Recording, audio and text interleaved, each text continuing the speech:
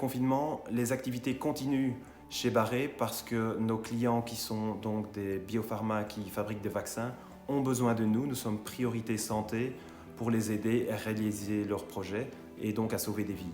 Donc pour le moment, on continue à fonctionner. Évidemment, c'est très particulier comme situation.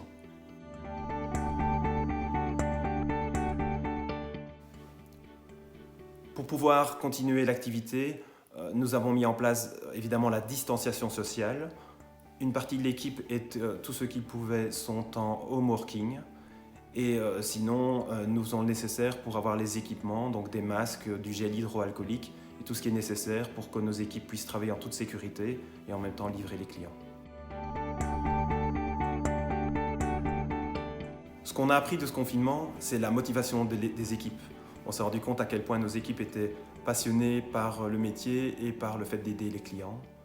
Et on a appris aussi le télétravail, puisque jusqu'ici personne ne travaillait en télétravail dans l'entreprise. Et maintenant, on a pu mettre la moitié des employés en télétravail, ce qui est en quelques jours, quoi. Donc ce qui était un grand changement pour nous. On a dû complètement inventer notre métier en termes de fonctionnement d'équipe, puisqu'on a dû se mettre au télétravail pour la moitié des personnes. Et donc on a dû créer un langage commun quand on travaille à distance sur des objets. Donc quand on travaille sur une pièce pour un client, avant on montrait des plans, on montrait l'objet. Ici on doit travailler à distance et parler le même langage, et donc il faut vraiment se réinventer des codes de travail à distance, et c'est ce qu'on a fait ici cette dernière semaine. Ce qui manque le plus dans un métier d'entrepreneur, c'est le contact. C'est le contact avec des fournisseurs, avec le secteur, avec d'autres entrepreneurs, où on peut partager la situation de notre entreprise et avoir des perspectives ensemble. Donc c'est vraiment le contact humain qui manque, parce que c'est de la collaboration et ça permet d'aller plus loin. Donc pour le moment, c'est vraiment quelque chose qui manque. Un métier d'entrepreneur, c'est évidemment un métier de contact. On aime rencontrer, comme au cercle, beaucoup de personnes pour bien comprendre notre secteur et comment il évolue.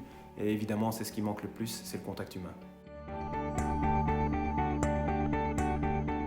Une chose qu'on veut partager avec les membres, c'est la force du tissu local, c'est la force des entreprises qui se mobilisent pour arriver à solutionner les problèmes liés au Covid. Par exemple, nous avons pour un acteur biopharma déplacé une unité de test Covid vers un bâtiment qui permet de faire des tests plus grands. Et donc ça, c'est super de voir la force au niveau local des acteurs qui vont pouvoir trouver des solutions pour le Covid. C'est également toutes les entreprises, via l'Union Wallonne des entreprises ou d'autres, qui sont mis ensemble pour acheter des masques et pouvoir les offrir aux hôpitaux. Une chose que je voudrais partager avec les membres, c'est ma passion pour l'entrepreneuriat. J'ai permis à quelques jeunes entrepreneurs de développer leur entreprise.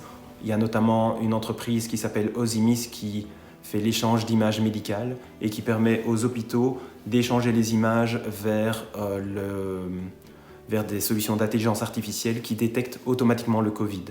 Et donc il y a des startups ici en Wallonie qui développent des solutions formidables pour pouvoir faire avancer la situation.